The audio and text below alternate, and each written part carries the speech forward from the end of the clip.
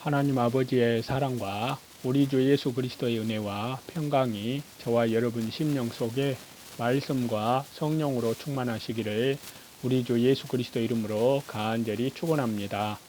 오늘은 구약 성경 이사야서 49장을 본문으로요.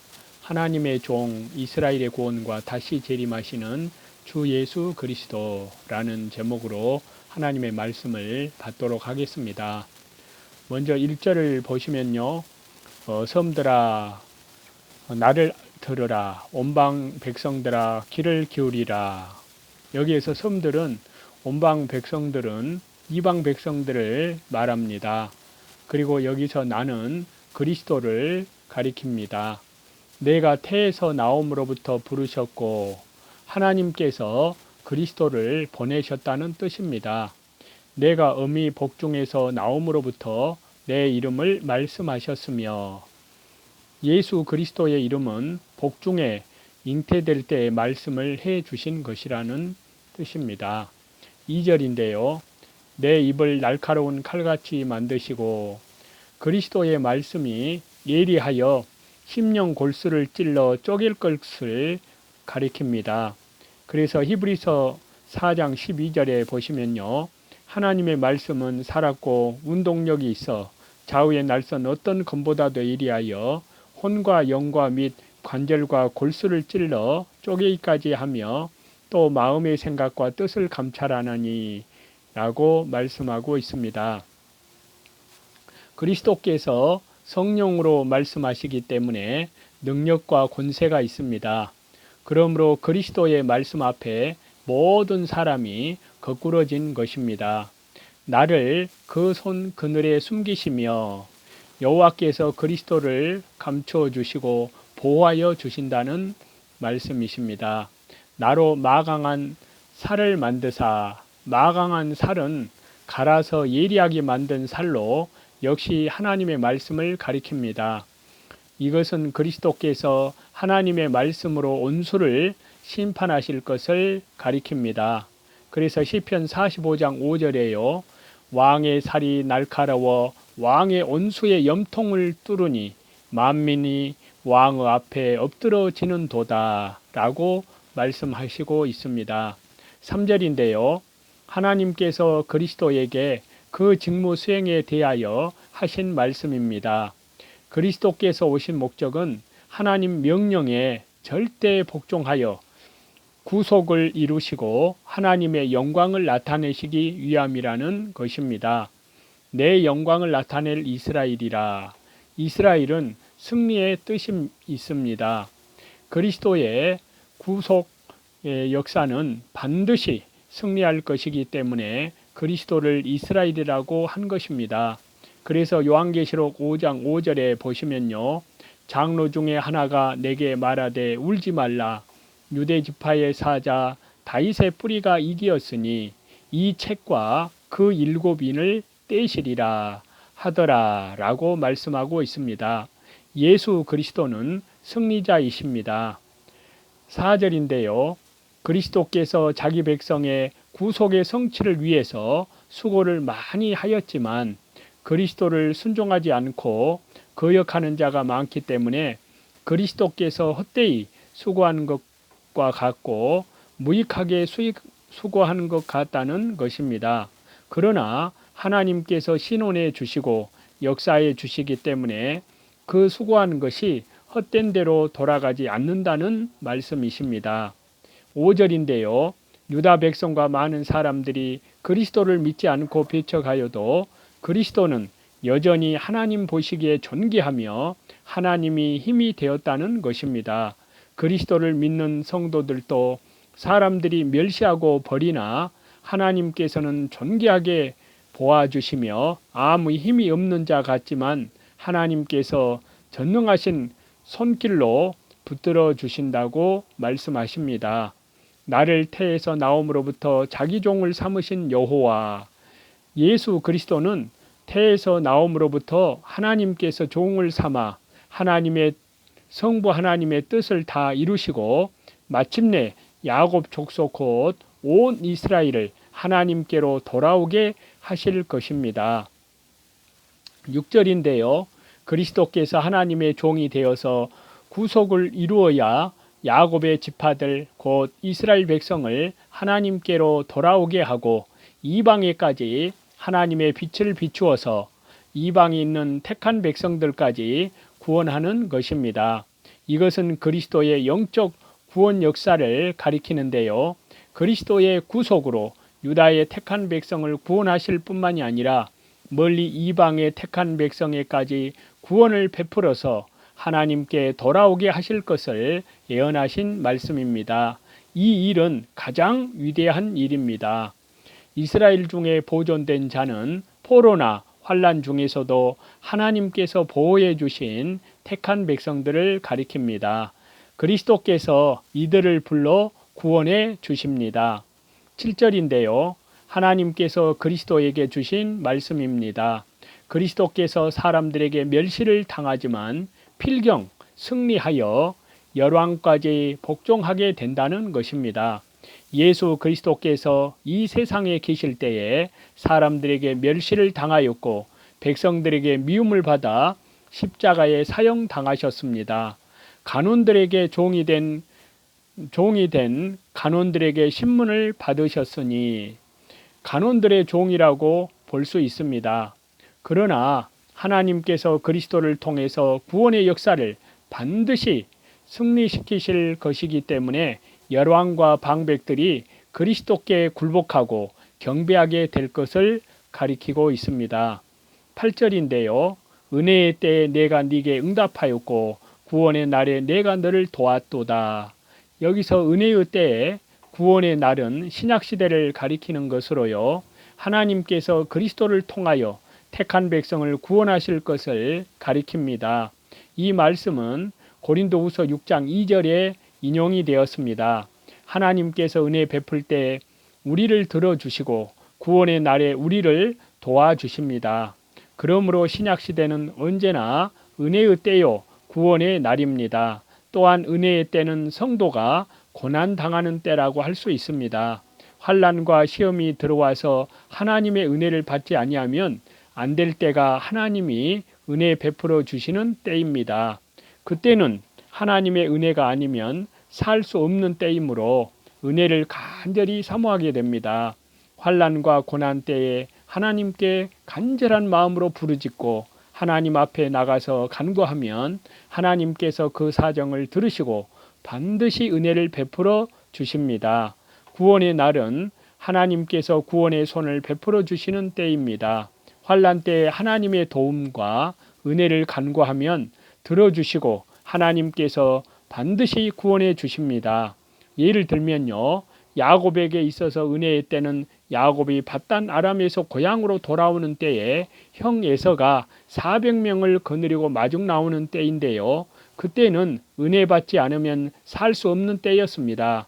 그러므로 야복강에서 하나님께 매어 달려서 간절히 기도하니까 천사를 보내 한돛뼈를 쳐서라도 야곱을 회개를 시키시고 은혜를 베풀어 주셨고 에서를 기쁨으로 만나게 해 주셨습니다. 형을 기쁨으로 만난 때가 구원의 날입니다. 또한 요셉에게 있어서는 요셉이 애굽에 팔려가고 종살이하고 감옥살이 할 때가 은혜의 때입니다. 그때는 하나님의 은혜가 아니면 살 수 없는 때이기 때문에 요셉이 하나님께 부르짖고 하나님만 의지하기 때문에 하나님의 은혜를 받고 살았습니다. 요셉에게 있어서 구원의 날은 감옥에서 나와서 바로 왕의 꿈을 해석하고 총리 대신이 되는 날입니다. 이스라엘이 애굽에서 400년 종살이 할 때에는 은혜의 때이고 애굽에서 나올 때는 구원의 날입니다. 아수르 군대가 18만 5천 명이 와서 예루살렘을 포위한 것과 또 히스기야 왕이 병들어서 죽게 되었을 때는 하나님이 은혜 베풀어 줄 때이고 하나님께서 아수르 군대를 물리쳐 주시고 병을 고쳐 주신 때는 구원의 날입니다. 그러므로 우리 성도들은 하나님의 은혜 베풀어 줄 그때를 헛되이 보내지 말고 은혜를 받으려고 더욱 애를 써야 은혜를 받을 수가 있습니다. 하나님이 은혜 베풀 때 은혜 받을 생각하지 않고 원망하고 낙심하고 자포자기하고 또 사람을 의지하고 돈을 의지하려고 하는 사람은 하나님의 은혜를 받을 수가 없습니다. 하나님께서 은혜 베풀어 줄 때에 은혜를 받으면 때가 될 때 반드시 구원의 날이 옵니다. 너로 백성의 언약을 삼으며 그리스도께서 새 언약의 중보자가 되도록 할 것을 가리킵니다. 그래서 히브리서 8장 6절에요. 그러나 이제 그가 더 아름다운 직분을 얻으셨으니 이는 더 좋은 약속으로 세우신 더 좋은 언약의 중보시라 라고 말씀하셨습니다. 나라를 일으켜 그들로 그 항모하였던 땅을 기업으로 상속해 하리라. 이 말씀은 신약시대에 하나님께서 복음으로 그리스도의 나라 즉 교회를 세우고 항무지와 같은 심령들을 회개시켜서 주님의 기업으로 삼아 주실 것을 가리킵니다. 9절인데요. 여기서 내가는 그리스도입니다. 잡혀있는 자에게 이르기를 나오라 하며, 이 말씀은 마귀에게 잡혀있는 사람들에게 나오라고 명령하는 그리스도의 말씀입니다. 마귀와 재물 또는 환경이나 사람에게 잡혀서 종살이하고 영의 자유를 잃어버린 자들은 다 그리스도께로 나와서 영적 해방과 자유를 얻으라는 것입니다. 그리스도는 큰 능력을 가지시고 도움을 구하는 자에게 구원을 베풀어 주십니다. 흑암에 있는 자에게 나타나리라. 흑암에 있는 자는 죄에 빠져서 육신 중심으로 사는 자들을 가리키는데요. 이 흑암에 있는 자들은 불신자이거나 믿는 자 중에서도 신앙의 잠을 자는 자를 가리킵니다. 이들은 그리스도의 부르는 소리를 들으면서도 빛 가운데로 나오지 않는 자들입니다. 그런 자들을 향하여 그리스도께서는 빛 가운데로 나오라고 큰 소리로 외치는 것입니다. 육신 중심으로 잠자고 있는 자들은 깨어 일어나야 합니다. 그래서 에베소서 5장 14절에 말씀하시기를요. 그러므로 이르시기를 잠자는 자여 깨어서 죽은 자들 가운데서 일어나라. 그리스도께서 네게 비치시리라 하셨느니라 라고 말씀하고 있습니다. 그들이 길에서 먹겠고 모든 자산에도 그들의 풀밭에 있을 것인즉 밭도 아닌 단단한 길에서 무슨 먹을 것이 있겠습니까? 자산은 붉은 민둥산을 말하는데요. 어떻게 풀이 있겠습니까? 그러나 그리스도의 음성을 듣고 잡혀있는 데서 나오고 흑암에서 나와서 그리스도를 따라가는 사람에게는 살 길이 생긴다는 것입니다. 은혜 받을 때 은혜를 받고 구원의 날에 구원을 받은 사람은 길에서도 먹을 것이 있고 자산도 풀밭이 됩니다. 먹을 것을 미리 준비해 놓고 그리스도를 따라가는 것이 아닙니다. 그리스도만 의지하고 말씀만 순종하며 나가는 자는 먹을 것이 없는 곳에서라도 하나님께서 먹을 수 있게 해주시고 풀이 없는 곳에서도 풀밭을 만나게 해주시며 가는 곳마다 형통하게 길을 열어주신다는 말씀이십니다. 10절인데요. 그리스도 안에서 믿음으로 사는 자에게는 심령이 주리거나 목마른 법이 없습니다. 또 더위와 햇볕, 즉 환난과 핍박이 그들을 해치지 못합니다. 그들을 긍휼히 여기는 자는 주 예수 그리스도이십니다. 예수 그리스도께서 믿음으로 사는 성도를 이끌어 신령한 샘 근원으로 인도하시기 때문에 영적으로 주림이나 영적으로 목마름이 없고 또 어떤 더위가 와도 상함을 받지 않고 언제나 풍성한 생활을 하게 해 주신다는 말씀이십니다. 11절인데요. 하나님과 사람 사이에 제약의 담이 산처럼 막혀 있었지만 그리스도께서 속량해 주심으로 그것을 다 제거시켜서 하나님께로 가는 대로를 열어놓으신 것이라는 말씀이십니다. 12절인데요. 그리스도께서 신약시대에는 세계 만방, 북방, 서방에서 주의 택한 백성들을 이끌어 생수의 근원으로 인도하실 것을 가리키십니다. 여기서 신임 땅은 70인역에는 바사라고 하였고 바벨론의 또 어떤 도라고도 말씀하고 있습니다. 13절인데요. 여호와께서 자기 백성을 위로하고 고난 당한 자를 긍휼히 여겨 구원해 주시는 일은 천지 만물 하늘과 땅과 산이 즐거이 노래할 만큼 기쁜 일입니다. 하나님께서 죄와 사망과 마귀로 인하여 고난당하는 택한 백성을 구원하여 내시고 위로하여 주시는 일은 모두 다 즐거워하고 기뻐할 일입니다. 14절인데요. 시온은 예루살렘 즉 유다 백성을 가리키고요. 유다 백성들이 바벨론에서 오랫동안 포로 생활을 인하여 절망하면서 하나님께서 자기들을 버렸다고 생각하게 된다는 것입니다. 그러나 하나님께서는 사랑으로 유다를 징계한 것뿐이고 결코 버리거나 잊어버린 것은 아닙니다. 이와 같이 성도가 비록 징계당할 때는 하나님께서 자기를 버리신 것과 같고 잊으신 것 같지만은 하나님께서는 결코 한 사람이라도 버리시지 않습니다. 그래서 아모스 9장 9절에 보면요.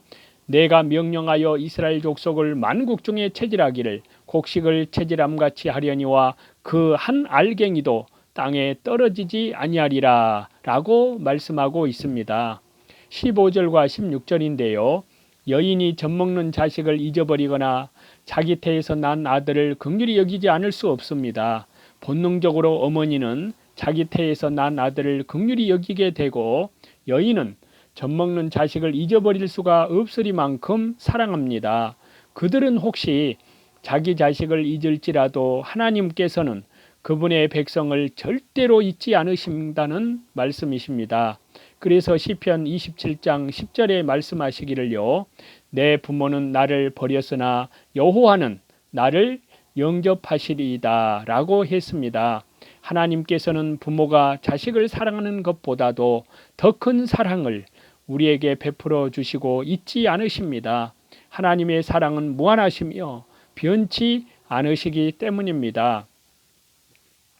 내가 너를 내 손바닥에 새겼고 주님께서는 손바닥을 쳐다보듯이 우리를 쳐다보시며 또 주의 손으로 일할 때마다 우리를 기억해 주시고 우리를 위해서 모든 일을 해 주신다는 말씀이십니다. 너의 성벽이 항상 내 앞에 있나니 바벨론의 침략으로 예루살렘 성벽이 무너지고 유다 백성이 포로되어 갈 것이지만 하나님께서는 그 후에 있을 예루살렘 성벽 재건을 기약하시는 말씀이십니다. 이것은 신약시대의 그리스도로 말미암아 교회가 회복이 되어서 영원히 요동치 않을 것을 가리킵니다. 17절인데요. 유다 민족을 압제하고 유다를 항폐케 하던 바벨론은 유다 백성을 떠나게 되며 유다 백성은 바벨론에서 해방되어 돌아오게 된다는 말씀이십니다. 18절인데요. 그리스도로 말미암아 사방에서 택한 백성들이 구원을 받아 돌아올 것을 가리킵니다. 장식을 삼아 몸에 차며 뛰기를 신부처럼 할 것이라. 그리스도의 몸된 교회가 그 구원받은 많은 성도들로 인하여 장식이 되고 아름다운 띠가 되어서 영광스럽게 된다는 것입니다. 이것은 신약시대의 많은 백성이 그리스도의 복음을 믿고 하나님께로 돌아오게 될 때 교회는 그들로 자랑하게 될 것을 가리킵니다. 19절인데요. 역사적으로 바벨론에 포로되어 갔던 유다인들이 해방되어 돌아오므로 황폐하고 적막하던 유다 땅이 비좁아질 것을 가리킵니다. 이것은 예언적으로 신약시대의 그리스도로 말미암아 구원받은 사람들이 하나님께로 많이 돌아오기 때문에 점점 창성할 것을 가리키며 성도를 헐며 핍박하던 자들은 멀리 떠나게 된다는 것을 말씀하고 계십니다. 20절인데요. 고난 중에 낳은 자녀는 신약시대의 많은 고난 중에서도 믿음을 지키며 새 생명의 길을 가는 성도를 가리킵니다. 그들은 점점 창성하게 되므로 그들이 있는 교회가 좁아져서 점점 확장해 나가게 된다는 것입니다. 어떠한 환난이 와도 믿음을 잘 지키고 하나님의 말씀을 잘 순종하면 믿는 사람이 많이 나오고 교회가 창성케 된다는 말씀이십니다. 21절인데요.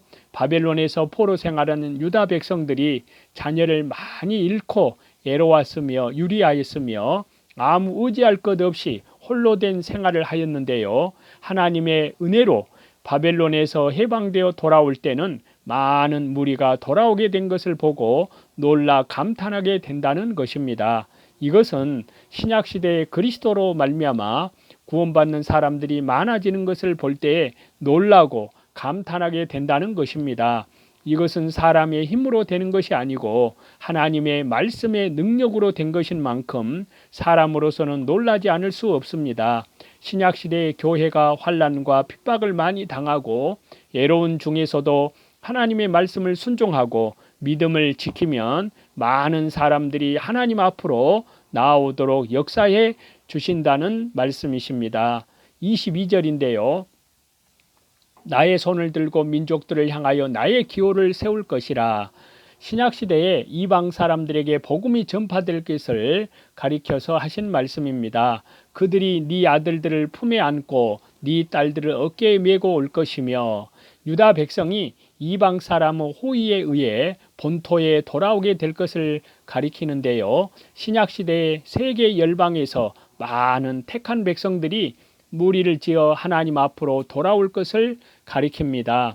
품에 안고 어깨에 메고 온다는 것은 택한 백성, 즉 주 예수 그리스도의 십자가의 보혈, 영원한 속량함 안에서 하나님께 대한 철저한 회개와 주 예수 그리스도께 대한 믿음으로 성령으로 거듭난 백성들, 그 구원하는 일에 이방 사람들도 이용된다는, 사용이 된다는 것입니다. 23절인데요. 열왕은 네 양부가 되며 왕비들은 네 유모가 될 것이며, 유다 백성이 열왕과 왕비의 보호를 받으며 바벨론에서 귀국하기 때문에 열왕은 유다 백성의 양부와 같고 왕비들은 유모와 같다는 말씀입니다. 하나님께서 그리스도의 복음으로 택한 백성들을 구원하실 때에 열왕이나 왕비도 그들을 사용하실 것을 가리킵니다. 또한 하나님께서 열왕이나 왕비들이 성도를 핍박하거나 도와주는 어떤 행위도 성도를 양육하는 일에 하나님께서 사용하십니다. 얼굴을 땅에 대고 네게 절하고 네 발에 티끌을 핥을 것이니, 믿음을 지키면 세계 열왕과 왕비들이 다 그 앞에 굴복한다는 것입니다. 성도가 믿음으로 걸어 나갈 때 하나님께서 전능하신 권능의 손길로 열방을 그 앞에 굴복하게 하십니다. 나를 바라는 자는 수치를 당하지 아니하리라. 하나님을 바라보고 그 말씀대로 순종하면 부끄러움을 당하지 않습니다. 그러나 하나님의 말씀을 불순종하고 인간의 수단대로 나가는 자는 부끄러움을 당할 날이 온다는 말씀입니다. 24절에서 25절인데요. 용사가 빼앗아 간 것을 도로 빼앗아 오기 어렵고 승리자에게 사로잡혀 간 것을 도로 찾아오기 어렵습니다. 그와 같이 사람으로서는 불가능한 것도 하나님은 하실 수 있습니다. 우리의 원수 사단 마귀가 용사와 같이 힘이 강하고 모든 사람을 사로잡아 자기의 종으로 부립니다. 그러나 하나님께서는 능히 그 사단 마귀를 이기시고 하나님의 택한 백성을 구원하십니다. 하나님은 용사보다 강하시고 승리하는 국가보다 더 강하시기 때문에 성도를 핍박하는 자들을 능히 대적하고 원수에게 빼앗긴 하나님의 백성들을 다 구원해 내신다는 말씀이십니다. 26절인데요. 이것은 하나님께서 택한 백성의 대적을 심판해 주실 것을 가리킵니다. 성도를 학대하며 성도의 피를 흘리는 자들을 하나님께서 심판하여 자기 고기를 먹게 하고 새 술에 취함같이 자기 피에 취하게 하십니다. 하나님께서 택한 백성을 신원해 주시는 날에 하나님은 택한 백성들을 건져주시는 구원자요, 피로 값주고 사주시는 구속자요, 야곱의 전능자이심을 알게 됩니다. 본문에서 우리는 하나님의 구원은 값없는 것이라는 것을 알 수 있습니다. 그러므로 구원을 입은 자들은 그 구원에 참으로 감사해야 합니다. 하나님의 구원은 하나님의 이루 말할 수 없는 주 예수 그리스도 독생자, 그 몸이 십자가의 희생에 의해서 이루어진 것입니다. 그러므로 구원을 입은 자들은 경건한 믿음으로 또 경건한 마음으로 이 세상에서 헌신하는 삶을 살고 구원은 반드시 완성이 됩니다. 그러므로 구원을 입은 자는 그것을 소망하여 현재 있는 잠시의 고난을 이겨내시는 저와 여러분이 다 되시기를 다시 재림하시는 우리 주 예수 그리스도 이름으로 간절히 축원합니다.